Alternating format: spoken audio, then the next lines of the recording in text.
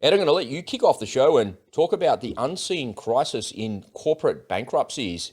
I'm assuming this is coming from Zero Hedge. That's one of your favorite sources there. They've got some great financial information in there. Folks, head on over to zerohedge.com, isn't it, to check that out. I'll put the link in the description after the show there as well. It's one of the sources that we use for this show, and one of those things, one of those places that helps you stay ahead of the curve as it relates to the financial news. So check that out when you get a chance as well. Ed, why don't you take it away and tell us a little bit about what you got going on today, mate? All right, let's get into it. Okay, so U.S. corporate bankruptcies are up over 200%. Let's talk about it.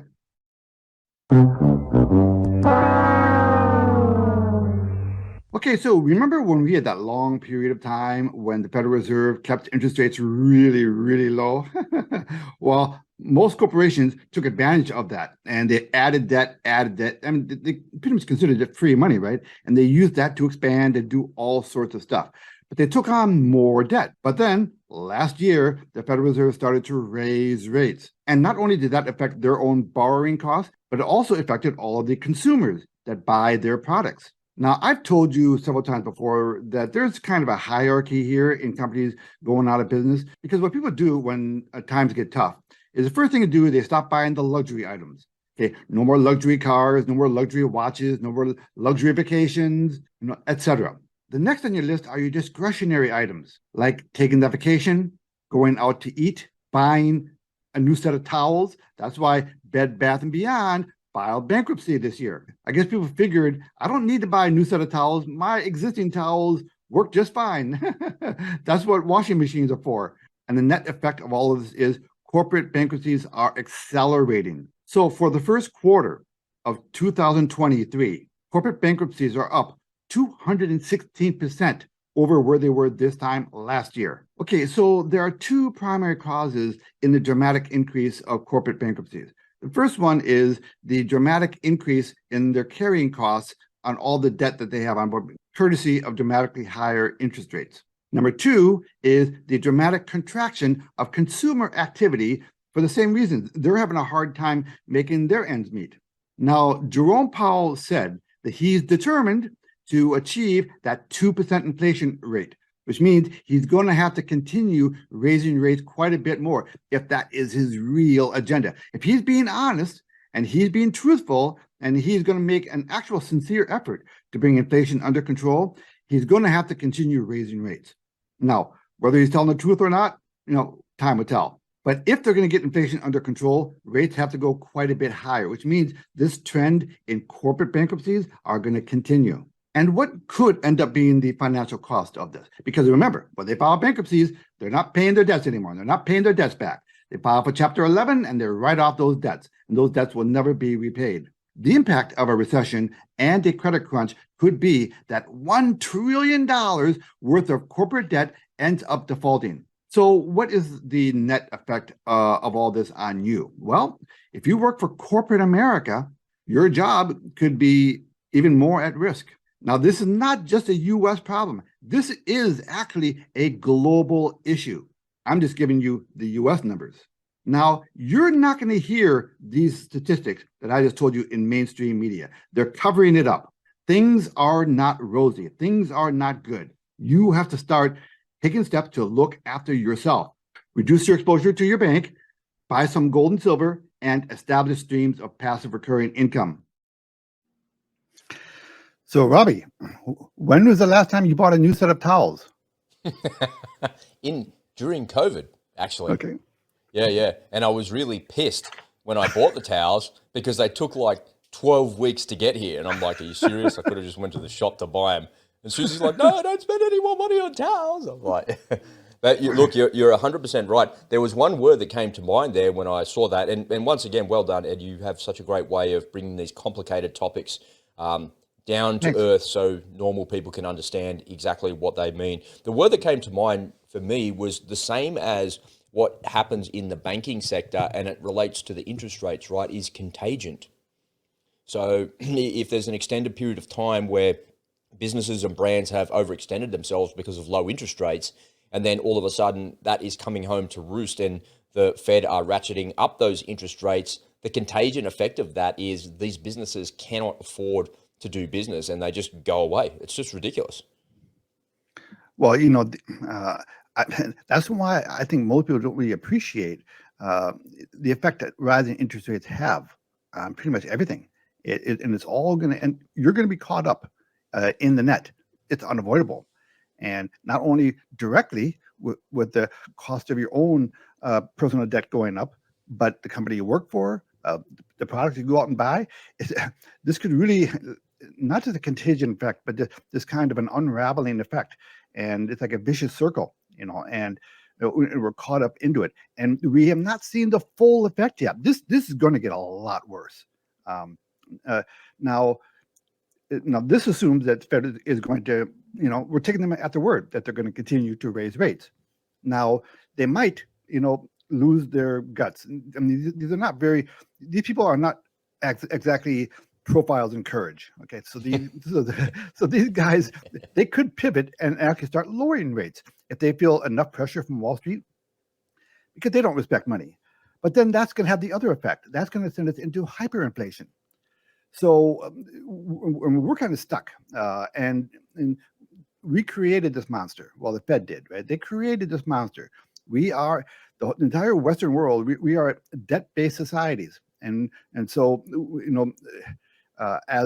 and in debt-based societies, you're at the mercy of interest rates, and if you make the wrong bet, and don't think these executives in these boardrooms, these corporations, are necessarily really bright people. Okay, they're so all that we can do right now for ourselves is we have to start taking measures to take care of ourselves, because no one else is going to take care of us. The government's not What do you see, Ed, in terms of, because I think there's a couple of unspoken truths hidden amongst all of that data that you pulled out, and I'm sure it took you longer than it did to record that video to actually research, right? It takes you half an hour to look at those sorts of things. So when you look at that data, did you see what they categorize as a corporate bankruptcy? Does that mean the company makes more than $10 million? Like what category does that fit into, or did you find that information? No, that report, I think, were for companies above $1 billion in market cap. Yeah, so they're large companies. Right, Yeah. correct. Yeah, but I promise you that if they looked at the entire corporate industry, the mom and pops, that number would be dramatically higher. And that's the unspoken truth right there, right? That's me leading the witness and leading you with that question, because the reality is, during COVID and those lockdowns, that was the deliberate destruction of small and medium business, because the transfer of wealth that we saw to large corporations was beyond anything that you could ever have possibly imagined in human history. And that was at the expense of all of the small businesses that are out there. Here in Australia, it still really hasn't recovered. I still walk around the local shops here in Cronulla and there's still empty shops everywhere. And, the banks have picked up and moved out of here because they recognize that retail banking like that is just not required anymore. So they're kind of everything from the local cafe that existed for half an hour in the scheme of things to the bank that have been there for 30 years. They've vacated the place. And I see a bunch of really strange businesses popping up in my local area as well. And they're businesses that didn't exist before. And if we move back to some sort of place where we have to have government intervention because of some other virus or some other problem, then all of those businesses they're just a house of cards. They're going to collapse straight away. Well, yeah, and especially with the debt load that they already have. Now, one of the reasons why we're going to see more consolidation among all companies in the U.S. is that you're going to see, and as times get tough and people start pinching the penny, they've got to make their money go further. They're going to start looking for the best possible deal they can get. So they're going to do much more comparison shopping. So if you have a Target store and a Walmart store within 10 miles of each other, they're going to say, all right, well, I can save 20 cents a gallon on milk by going over to this guy. And so the margins, so just by beating the other guy by a little bit, okay, they'll easily steal market share away from those other companies.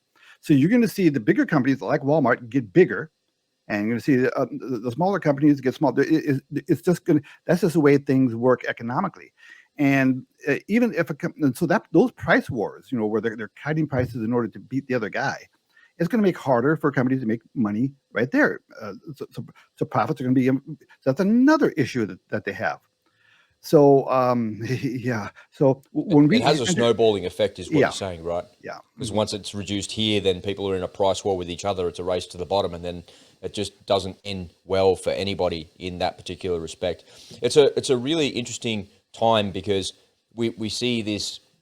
We see the joy of money printing since 2008. The economy died in 2008. It's just been on life support ever since, and we're still doing compressions on its chest right now as we speak here in 2023. It's just unbelievable what's happening. I still can't believe that this is still going on, and there's been no other additional solution that's been put forward for us. But it looks like that inflation is something that is much worse than what you could possibly think about. Over the weekend, I was making a couple of videos, and some of it was related to inflation. And when I was looking for some slides and to take some screen grabs and stuff like that, you see inflation in different parts of the world up around 80 to 90%. And I'm thinking, imagine if inflation was 80 or 90% in America, then the interest rates wouldn't be 5 or 6%. They'd be like 30 and 40%. And in Argentina, you and I were laughing last week, they had to jack the interest rates to 90, listen to this, 97%, 97. Imagine if you took out a loan last week for your mortgage and then all of a sudden the interest rates went up to 97%. Like how does that even work in an economy? It's a crazy time.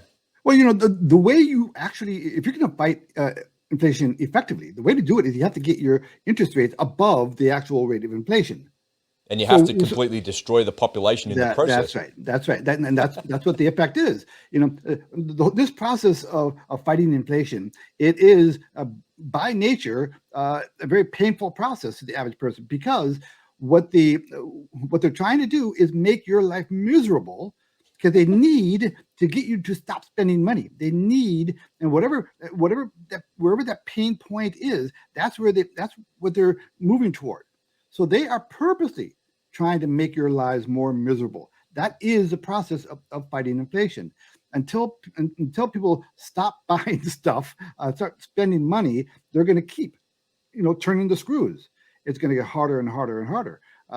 So that's the process that we're going through right now. And if they're serious about achieving that 2% inflation rate target, they've got a lot further to go on the interest rate hikes. So things are going to get worse. It has a huge follow-on effect in different areas of the economy. I can't remember if I was telling you on camera or off camera. A couple of weeks ago, I had some time with a property developer, and she's a pretty serious operator. She's got about $28 million in a pipeline. It's probably 6 or 7 developments underway all at the same time. And I was just chatting with her, and I asked her, what's the outlook in the Australian property market? What are you seeing? What's happening? And she said to me that she's never seen, in the dozen or so years that she's been doing it, she'd never seen so many properties up for sale with a development application already approved. And I said, well, why is that something different? She said, well, normally you would see a property for sale, right? And I'd be like, yeah. And she goes, but the DA is approved. So a developer has gone in there and said, wow, look what I could do with this place. Done all the paperwork, got all the plans drawn up, and handed it over to the council. The council gave it a tick in the box and then put it on the market, because you can sell it for more with the DA approved than you can just as the bare bones property, right? Because you don't have to go through that whole process and everything's done for you already. And I said to her, why aren't developers following all the way through? If they've got the properties and they're doing the DAs, why aren't they doing it? And she said, there's a lot of really negative sentiment in the industry here in Australia, in the construction industry, because developers are worried about people going, or builders going out of business because of inflation. They were her words. And I was like, well, why would inflation send a builder out of business? And she said, well, you calculate the costs of what you need based on the time that you're actually calculating it. But then if you fast forward like three months into the future, or 6 months into the future, or 9 months into the future, and everything's gone up by 5 or 6%, it completely kills their margins. Or if it doesn't kill their margins, or if it kills their margins, what happens is the only thing that they can do to solve that problem is to pull back on their wages. but the amount that it nails their margin on the products that they're buying versus their wages, they almost end up working for free. And in some cases, people are trying to do the right thing. They continue working, they continue finding their the products that they need to complete the building, but they're unable to do it and they go out of business. And there's a lot of builders going out of business because of those things. And the follow-on effect of all of that, there's another bankruptcy. Like that builder, when it